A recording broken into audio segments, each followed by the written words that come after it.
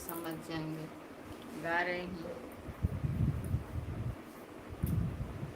पहले हरदिया पंडित जी चढ़ाइले, पहले हरदिया पंडित जी चढ़ाइले, तब जल हो पंडिताइन के पास हो हरदिया, दग दग पियर होश रे हरदिया, दग दग पियर होश रे हरदिया, दग दग दूसरे हरदिया पापा जी चढ़ाइले, दूसरे हरदिया पापा जी चढ़ाइले,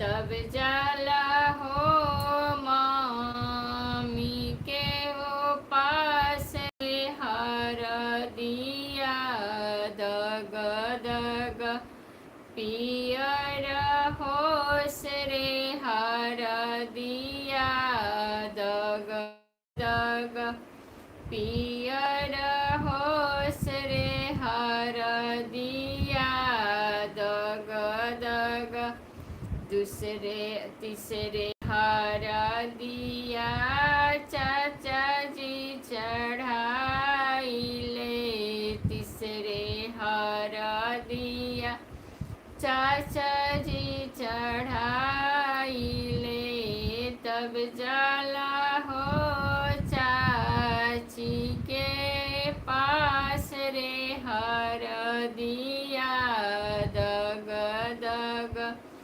पियर होश रे हरदिया, दग दग पियर होश रे हरदिया, दग दग।